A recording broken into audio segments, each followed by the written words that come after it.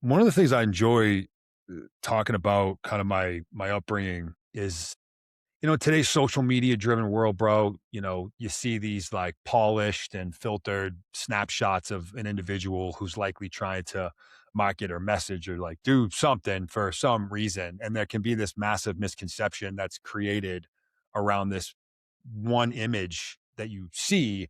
And a lot of times when it comes to me, there's this massive misconception that I've kind of like always been this way, whether that's resilience or toughness or disciplined or structured or goal oriented and like da da da, like hyper confident and just like getting after it like every day and all these things, which I understand, which is why I love the chance to kind of dismantle that belief system because it's completely and totally inaccurate. Man, I grew up in and around the Boston area, Massachusetts. I grew up a small, scared, insecure kid. People hear that and the first word small, they're like, that doesn't make any sense. Like you're 6'6", like 250. Like it's like, yeah, I know where I'm at now in life, but I was this tiny little peanut. I was picked on. I was bullied on most days.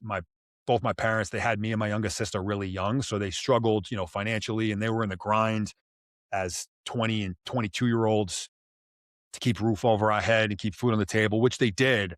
But there came some struggles with that. So we moved around. I moved around a lot. I was in a new spot literally every year up until eventually I got to college. I was a new kid in school, Wow. in a new location. Socially, that was really hard. By some instance, if I were to like make a friend, I was off to the next place the next year and just repeat that process. So in today's world, bullying is kind of taken a little bit more seriously than it was back then. Back then it was just kind of part of being a kid Hmm. and, get back out there and kind of figure it out. So, but what I like to highlight, man, is, my parents again had me super young, but and I've had these conversations with them since. And I'm like, did you have this incredible foresight with your approach to the mentorship you gave me? And their answer was no. We had no idea what we were doing. We were just trying to figure it out like most parents do, especially when you have kids that young, kids having Yeah. kids. But my point, man, is what they didn't do was put me in this hyper protective bubble of protection and just kept Mhm. me there. What they did was I'd come home beat up physically or emotionally in tears.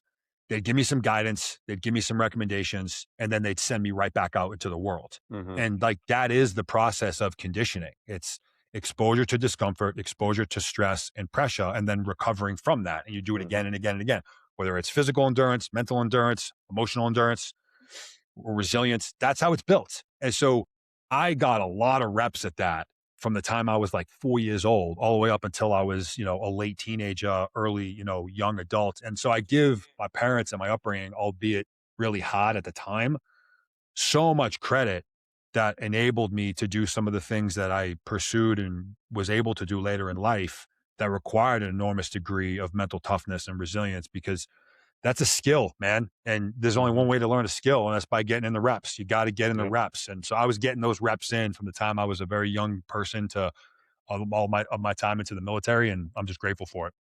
Yeah, it's hard, man, as a kid when you move around a lot, and I'm glad you shared that because I feel like maybe in today's society, you see more helicopter parents, and they wanna swoop in, and if the kid's bullied and I have 2 kids of my own, but like, I'm an '80s kid, so I was born in '79, so I can relate to the bullying side, and it teaches you how to, I think it builds confidence because you have to learn how to defend yourself, and I know for me, sports is where I was able to kinda gain that respect, and then the bullying would stop because I played on high school teams. So for me, that was an outlet. That was a way to prove myself.